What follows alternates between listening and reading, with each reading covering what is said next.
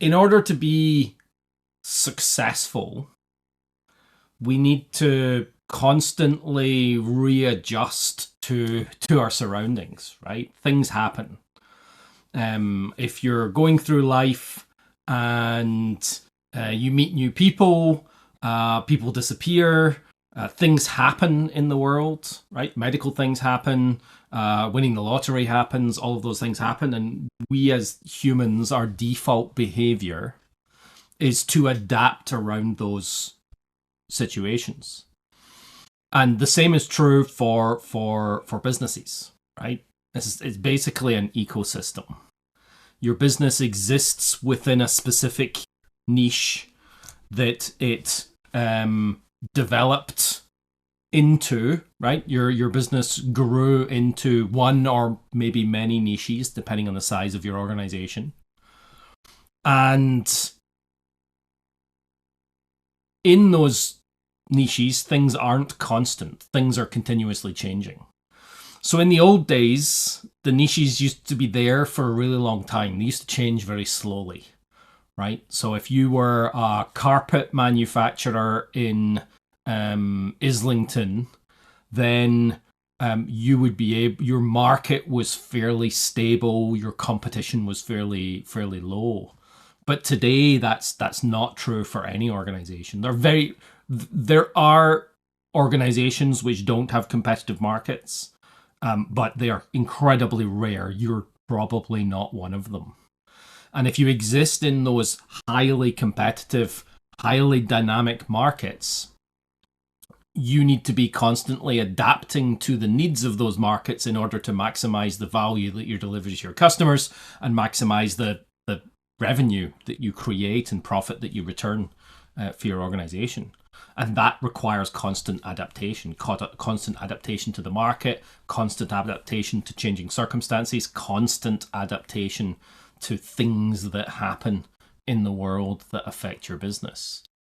And I think that the great example of that is when COVID came along. If you were an organization in March of 2020 that had already embraced the interwebs, right? You already had people working from home. You had already embraced modern security practices, so you weren't using VPN tunnels into a specific office location.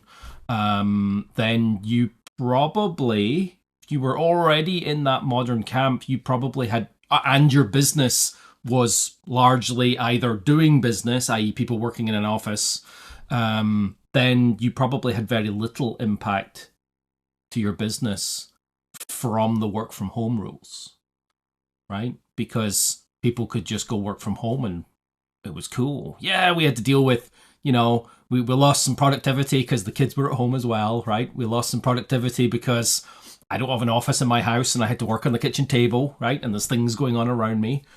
But we adapted, right? We adapted to those circumstances. We adapted to what it was we had to do, and we made it work. And that's the genius of humans. That's the thing that we're endemically good at. So you don't want to get in the way of that inside of your organization. And the way we get in the way of that is by creating rules. So companies, organizational controls or boundaries, organizational boundaries, should be maintained using principles rather than rules. If you use principles in the way you do business, i.e. a guiding principle, then you're not constraining people to the way we currently do things. You're leaving it open for people to choose different ways to do things. You might have policies and procedures and rules, right? You might work in a regulated industry and here's a bunch of stuff we have to do. But how you interpret those things should be fluid based on the needs of the market while still complying with the rules. And that is probably one of the hardest things for organizations to adapt to, is that old thinking, the turn of the century industrial revolution thinking, that we can just create a bunch of rules, a bunch of ways that we work, and have everybody follow it, and we're going to continue to be successful. Those days were gone in the 1920s. They're completely eradicated by the 1970s. And we all successful organizations continuously adapt. If you continuously adapt your market, why don't you continuously adapt to the work inside of your organization? What's holding you back from making that change? If you want to have a discussion about your unique needs or situation, then please book a call or visit us at NKDAgility.com. We also have our immersive and traditional public classes on our website, and we'd love to hear from you.